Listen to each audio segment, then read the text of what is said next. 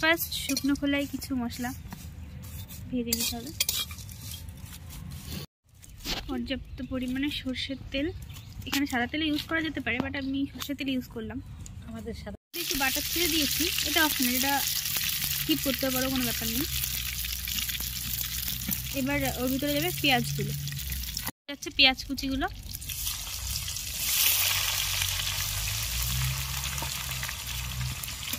এবার এই পেঁয়াজটাকে বেরেস্তা বেরেস্তা করা অবধি পুরো ভেজে নিতে হবে। পেঁয়াজটা বেরেস্তা হয়ে গেছে, এবার এর ভিতরে পুরো জল ঢেলে দেবে।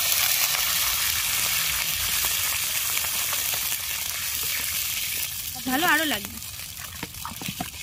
আরো ভালো, আরেকটু ভালো, আরেকটু ভালো, ব্যাস।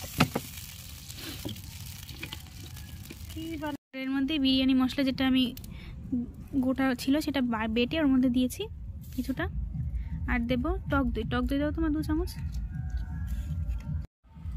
দেবে 2 চামচ টক দই।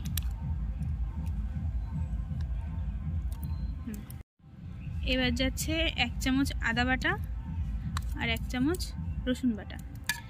এবার এগুলোকে খুব ভালো করে এই জলের সঙ্গে মিশিয়ে নিতে হবে। এবার যাচ্ছে 1 চামচ কেওড়া জল, আর যাচ্ছে 1 চামচ গোলাপ জল, না 2 ফোঁটা। এবার যাচ্ছে একটু মিঠা আতর। এবার দিচ্ছি কিছুটা চিনি, আর যাবে পর্যাপ্ত পরিমাণে লবণ।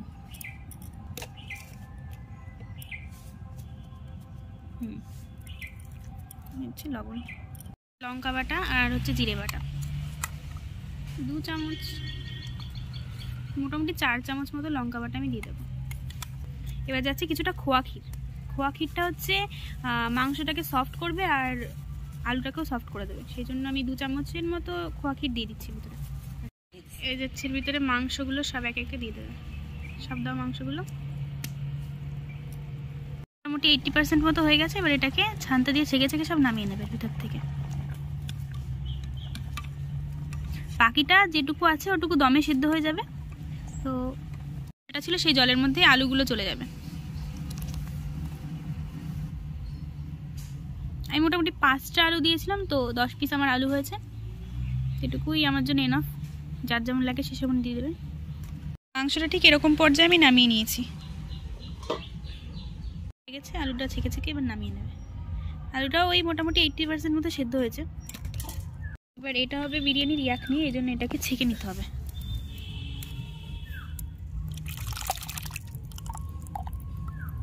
এটা এইরকম নাড়িয়ে নাড়িয়ে নাড়িয়ে নাড়িয়ে এই যেটা পড়ছে এটাই হচ্ছে আমাদের বিরিয়ানির ইয়াখনি। যাচ্ছে লবণ, পর্যাপ্ত পরিমাণে ভাতের জল, গোটা গরম মশলা। এবার একটু ঘি যাচ্ছে, তার কারণ ভাতটা যাতে জড়িয়ে না যায়। এবার এর মধ্যে যাবে একটু কেওড়া জল, গোলাপ জল আর একটু মিঠা আতর। এবার একটা বড় লেবুর পর এর মধ্যে রসটা চিপে দিয়ে দেবে। এই লেবুটা বেসিক্যালি দেওয়া হচ্ছে ভাতের চালগুলো পুরো আরও যাতে সাদা ধপধপে হয় সেই কারণের জন্য। এখানে আমি বিরিয়ানি দুধটা করে নিচ্ছি, তার জন্য একটু র মিল্কের মধ্যে কিছুটা আমি গুঁড়ো দুধও দিয়েছি, দিয়ে এবার এর মধ্যে কেশরটাও দিয়ে দিয়েছি, দিয়ে একটু গরম করে নিচ্ছি। দুধটা এখানে জাল দেওয়া কমপ্লিট। এবার এটাকে আমি বাইরে নিয়ে যাচ্ছি।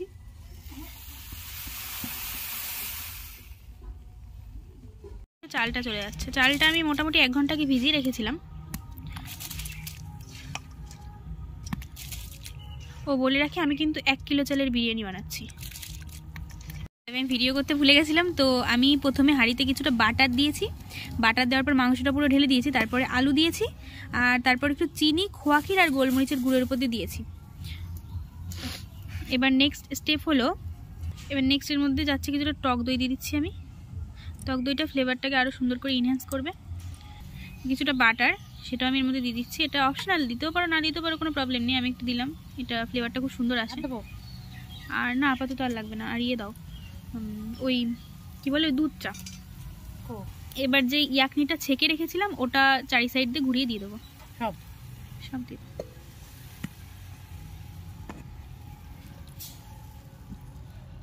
চলে গেল।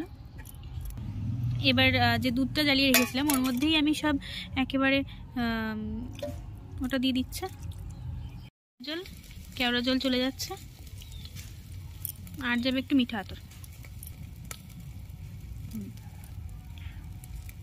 এবার ভাতগুলো চলে যাবে, দেওয়া হয়ে গেছে। এবার উপরে যাবে ঘিটা, দাও অর্ধেকটা দাও, অর্ধেকটা রেখে দাও। আর দিয়ে দিচ্ছি বিরিয়ানি মশলা, এই আনবি 50% দুধ ছিল সেটা এবার দিয়ে এবার এটাকে মোটামুটি 20 মিনিট মতো দমে বসিয়ে রাখবো। একটা বাটার এভাবে ভাতের ওপরে দিয়ে রাখছি, এবার এটাকে 20 মিনিট দমে বসিয়ে রাখবো।